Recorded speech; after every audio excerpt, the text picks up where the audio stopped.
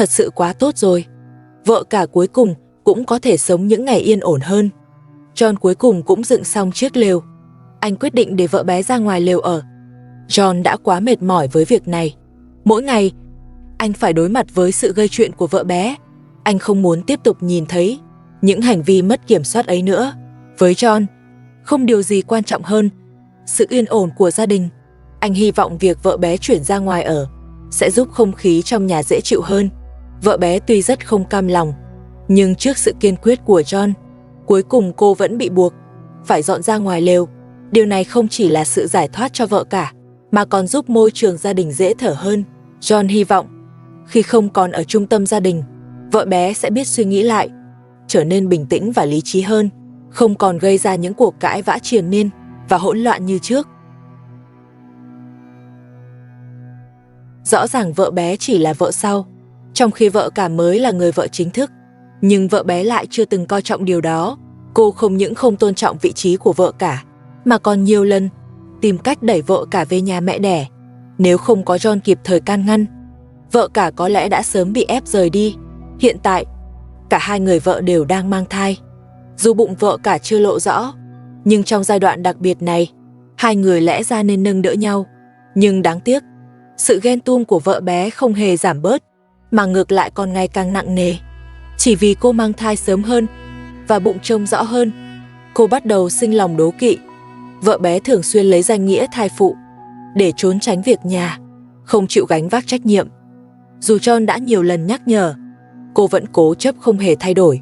Điều khiến người ta lo lắng hơn là vợ bé từng có những hành vi gây nguy hiểm với vợ cả. Những hành động ấy đã đe dọa đến sự an toàn của vợ cả và đứa trẻ trong bụng.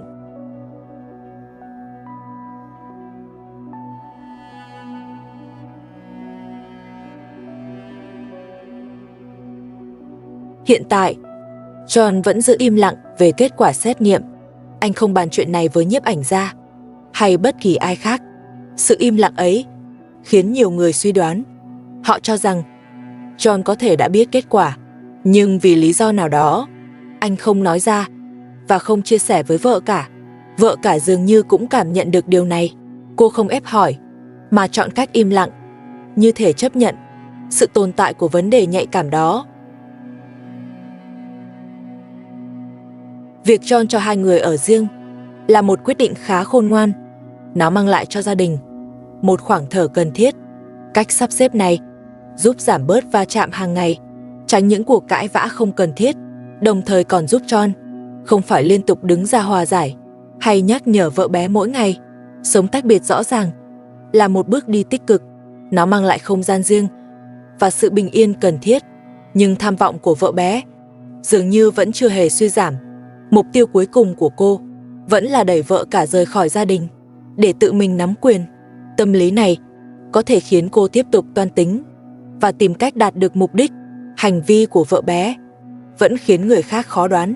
Sự yên ổn hiện tại có lẽ chỉ mang tính tạm thời. Tương lai vẫn tiềm ẩn nhiều biến động. Về phía vợ cả, cô tạm thời không nhắc lại chuyện cũ, có lẽ vì cô tin tưởng anh, hoặc đơn giản là muốn giữ sự yên ổn. Dù lý do là gì, sự im lặng của vợ cả đã giúp gia đình có thêm thời gian dịu xuống. Mọi người chỉ có thể tiếp tục theo dõi và hy vọng John xử lý ổn thỏa, đồng thời mong vợ cả có môi trường yên tĩnh để dưỡng thai, chăm sóc sức khỏe thật tốt, chuẩn bị chào đón sinh linh mới.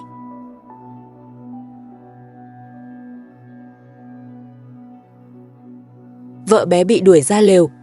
Cô ta vô cùng không cam tâm. Hôm nay, cô xách theo rất nhiều đồ đạc, kiên quyết tiến về phía căn nhà. Mục đích rất rõ ràng, cô muốn quay lại sống trong nhà. John vừa thấy, anh liền lớn tiếng quát lớn, yêu cầu cô lập tức rời đi, quay trở về khu lều. Nhưng vợ bé không chịu nhượng bộ. Sự cố lại dẫn đến một cuộc cãi vã khác. Thật sự là nhà cửa không lúc nào yên, ngày nào cũng xảy ra tranh cãi. Dù đã bị đưa ra lều ở, vợ bé vẫn không ngừng quay lại gây rối. John đã nhiều lần nhắc nhở, mong cô tuân thủ sắp xếp, nhưng vợ bé hoàn toàn không nghe. Điều này khiến John vô cùng mệt mỏi. Những hành vi ấy không chỉ phá vỡ hòa khí gia đình, mà còn ảnh hưởng đến tinh thần của mọi người. Sự khiêu khích và chống đối liên tục khiến ai cũng căng thẳng. Cả gia đình đều rơi vào trạng thái kiệt sức.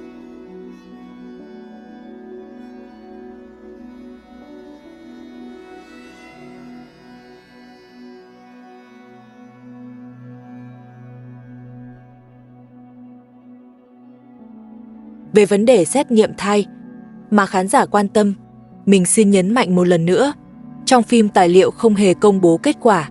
John cũng chưa từng nói chuyện này với vợ cả. Tuy nhiên, từ những hành động gần đây, có thể thấy thái độ của John đã hé lộ điều gì đó.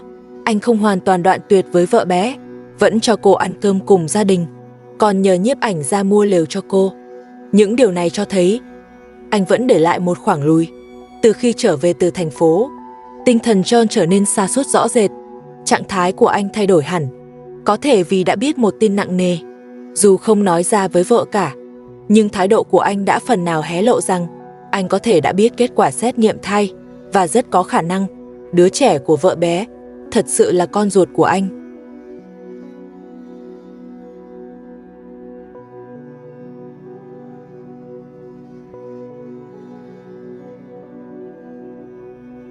Vợ cả có lẽ cũng đã linh cảm được điều đó. Cô không tiếp tục truy hỏi về kết quả xét nghiệm. Sự im lặng ấy có thể là cách tự bảo vệ, vừa bảo vệ cảm xúc của mình, vừa chấp nhận thực tại đầy bất lực. Có lẽ trong lòng vợ cả đã phần nào hiểu rõ sự thật. John thì vẫn khiến người khác khó đoán. Anh vừa không phủ nhận đứa trẻ, nhưng cũng không buông bỏ vợ cả. Hai người phụ nữ đều mang thai, lẽ ra là chuyện đáng mừng, nhưng giờ lại trở thành gánh nặng. Dù vợ bé đã bị đưa ra lều ở, nhưng những mâu thuẫn vẫn chưa chấm dứt, tranh cãi vẫn tiếp diễn, khiến không khí gia đình luôn căng thẳng. Việc tách riêng chỉ giải quyết được phần bề mặt, còn gốc rễ vấn đề vẫn chưa thật sự được tháo gỡ. Những bất hòa vẫn âm ỉ mỗi ngày, khiến gia đình luôn trong trạng thái bất ổn. Dù vậy, việc vợ bé không thể ngày ngày áp chế vợ cả vẫn là một thay đổi tích cực. Vợ cả giờ có thêm thời gian và không gian riêng để chăm sóc sức khỏe của mình và thai nhi trong bụng, thay vì luôn phải đề phòng trước những hành động của vợ bé. Điều này ít nhiều giúp cô nhẹ lòng hơn. Hai người phụ nữ đều là mẹ và đều đang mang thai. Lý tưởng nhất là nên nâng đỡ lẫn nhau, cùng vượt qua những thay đổi của thai kỳ. Nhưng vì sự ghen ghét của vợ bé, mọi thứ đã đi lạc hướng, cuối cùng dẫn đến việc tách ra sống riêng. Dù đáng tiếc, nhưng trong hoàn cảnh hiện tại, đây có lẽ là cách bảo vệ vợ cả tốt nhất. Hành vi của vợ bé xuất phát từ lòng ghen tuông và ham muốn kiểm soát. Cô muốn độc chiếm gia đình này và loại bỏ vợ cả. Chính suy nghĩ ấy đã gây ra vô số mâu thuẫn. Tương lai vẫn còn rất nhiều điều khó đoán. Chúng ta chỉ có thể tiếp tục theo dõi và hy vọng mọi thứ sẽ dần tốt lên.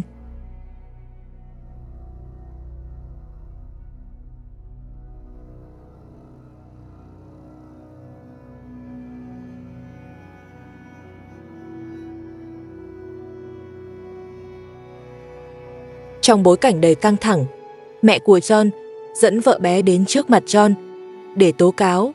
Bà trong trạng thái vô cùng kích động, chỉ trích John rằng nếu anh không thích vợ bé thì ngay từ đầu không nên cưới, nhưng đã cưới rồi thì phải gánh vác trách nhiệm của người trông, chứ không thể để vợ bé ra lều ở. Bà nhấn mạnh việc vợ bé hiện đang mang thai, yêu cầu John cho cô quay lại sống trong nhà. Cuộc nói chuyện nhanh chóng biến thành tranh cãi căng thẳng. Hai bên vì thế bùng nổ tranh cãi dữ dội. Trong lúc hỗn loạn, vợ bé lại tiếp tục gây chuyện với vợ cả. Mẹ của John cũng tỏ rõ sự bất mãn. Bà thậm chí còn muốn đẩy vợ cả ra khỏi gia đình. Cảnh tượng này khiến người ta không khỏi ngán ngẩm. Người quay phim chứng kiến tất cả chỉ cảm thấy bất lực và khó hiểu. Không hiểu vì sao John lại rơi vào một gia đình đầy mâu thuẫn và xung đột như vậy. Rắc rối nối tiếp rắc rối, khiến mọi chuyện ngày càng khó giải quyết. Khung cảnh thực sự rất hỗn loạn. Vợ bé tha thiết muốn quay lại nhà, nhưng John kiên quyết không đồng ý. Tranh cãi giữa hai bên ngày càng gay gắt. Trong lúc đó, vợ bé và mẹ của John, hai người vẫn không ngừng gây áp lực lên vợ cả. Hành vi của họ ngày càng quá đáng, khiến vợ cả ngã xuống. Cảnh tượng này vừa khó hiểu vừa xót xa. Vợ bé và mẹ chồng hành động như vậy rõ ràng xuất phát từ sự bất mãn và tranh giành vị thế trong gia đình. Nhưng cách họ lựa chọn để giải quyết lại là trút giận lên vợ cả. Cách làm này vừa bất công vừa vô cùng tàn nhẫn. Vợ cả trở thành người chịu thiệt thòi nhất, gánh chịu tổn thương không đáng có, cả về tinh thần lẫn thể chất.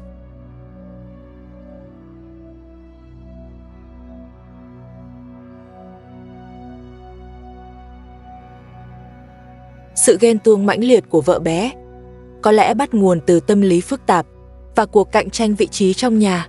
Dù bản thân cô cũng đang mang thai, lẽ ra nên thấu hiểu cho vợ cả. Nhưng thực tế, cô hoàn toàn không cảm nhận được nỗi đau ấy. Trong cuộc sống chung, lẽ ra phải có sự nâng đỡ, thì lại chỉ toàn là cãi vã và xung đột. Vợ cả thường xuyên trở thành đối tượng bị gây khó dễ. Ngay cả khi đã tách ra sống riêng, vợ bé vẫn không buông bỏ sự ghen tuông. Cô ta tiếp tục gây ồn ào và náo loạn bằng nhiều cách khác nhau. Có thể đây là cách cô trút giận hoặc cố duy trì sự kiểm soát. Đối với vợ cả, sự thù địch cực đoan này không chỉ phá hoại hòa khí gia đình, mà còn khiến vợ cả chịu áp lực tâm lý và tổn thương tinh thần kéo dài. Về vấn đề xét nghiệm thai mà khán giả quan tâm, thực tế đã không còn nhiều điều để bàn cãi. Dựa vào thái độ và hành động của John, có thể rút ra một kết luận khá rõ ràng. Đứa trẻ trong bụng vợ bé rất có khả năng là con của John. Điều này gần như không còn nghi ngờ. John dường như cũng hiểu rất rõ sự thật ấy trong lòng. Những hành động của anh đã gián tiếp chứng minh điều đó. Vợ cả trước kết quả này dường như đã lựa chọn chấp nhận. Cô không tiếp tục truy vấn với John về vấn đề xét nghiệm thai của vợ bé.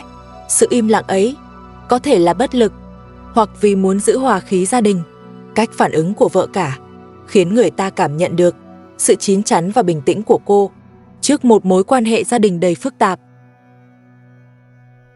Từ khi vợ bé chuyển ra lều ở, cuộc sống của John và vợ cả quả thật đã yên ổn hơn so với trước kia. Không còn những cuộc cãi vã dồn dập, sinh hoạt hàng ngày cũng dần ổn định. Tuy vậy, vợ bé lại không hề muốn dừng lại. Hôm nay cô lại xuất hiện gây chuyện, khiến bầu không khí lại căng thẳng. Thậm chí trước mặt John, cô còn tỏ thái độ hung hăng với nhiếp ảnh gia. Điều này cho thấy vợ bé vẫn chưa thực sự chấp nhận sự sắp xếp hiện tại. Sự bất mãn và thù địch vẫn còn nguyên. Động cơ hành động của vợ bé có vẻ là để thu hút sự chú ý. Cô liên tục gây ồn ào và quấy nhiễu, nhằm phá vỡ sự yên ổn của John và vợ cả. Những hành động này không chỉ gây phiền toái, mà còn đe dọa sự hòa hợp gia đình. Trong ngày hôm đó, John có một việc rất quan trọng. Anh dự định sửa vòi nước và dẫn đường ống nước vào nhà để sinh hoạt thuận tiện hơn, giúp cuộc sống bớt vất vả. Nhưng vợ bé lại không muốn nhìn thấy sự thay đổi này. Cô tiếp tục quấy rối, khiến John không thể tập trung làm việc. Có lẽ đây là nỗi sợ mất kiểm soát, hoặc mong muốn gây rối để được chú ý và giữ vai trò trung tâm. Nhiều khán giả quan tâm đến thân phận cha của đứa trẻ trong bụng vợ bé. Người quay phim xin khẳng định, dựa trên tình hình hiện tại và hành vi của John, có thể suy đoán hợp lý, đứa trẻ đó rất có khả năng là con của John. Dù John chưa từng xác nhận trực tiếp với nhiếp ảnh gia hay khán giả, nhưng hành động của anh đã nói lên tất cả.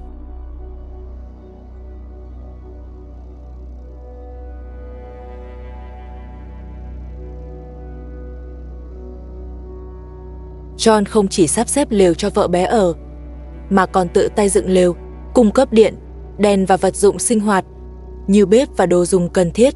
Nếu đứa trẻ không phải của anh, thì John khó có thể chu đáo đến mức đó. Ngoài ra, dù John thường xuyên trách mắng vợ bé, nhưng anh không hề làm quá, cũng không tỏ ra lạnh lùng tuyệt tình. So với trước đây, thái độ của anh đã dịu đi rất nhiều.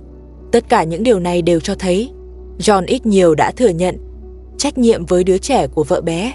Dù không nói ra bằng lời, nhưng qua hành động có thể thấy anh chính là cha đứa trẻ. Khả năng này là rất lớn. Nếu đứa trẻ trong bụng vợ bé không phải của John, thì anh sẽ không sắp xếp chu đáo như vậy. Dù ngày nào cũng trách mắng, nhưng không hề có ác ý hay bạo lực. So với trước đây, John đã mềm mỏng hơn rất nhiều. Điều này cho thấy anh có cảm xúc rất phức tạp với vợ bé. Những hành động ấy đều ngầm thừa nhận trách nhiệm của một người cha đối với đứa trẻ chưa chào đời. Vợ bé dĩ nhiên hiểu rõ điều này, nên mới càng ngày càng làm tới. Dù đã bị đuổi ra lều, cô vẫn không ngừng gây rối, thậm chí còn có ý đồ xấu với vợ cả. Mục đích của cô rất rõ ràng, là ép vợ cả phải rời đi bằng mọi cách có thể để độc chiếm gia đình. Vợ cả cũng đang mang thai. Dù thai kỳ ngắn hơn và bụng chưa lớn, nhưng sự an toàn của cô và đứa trẻ trong bụng đối với John cũng quan trọng như nhau. Anh ngày càng lo lắng trước hành vi của vợ bé, sợ rằng cô sẽ làm tổn hại vợ cả và đứa trẻ chưa chào đời. Vì vậy, anh buộc phải luôn đề phòng, bảo vệ vợ cả cẩn thận hơn. Đồng thời John cũng hiểu rằng đứa trẻ của vợ bé có thể là con ruột của mình. Điều này khiến anh phải cư xử hết sức dè dặt, không dám hành động quá mạnh.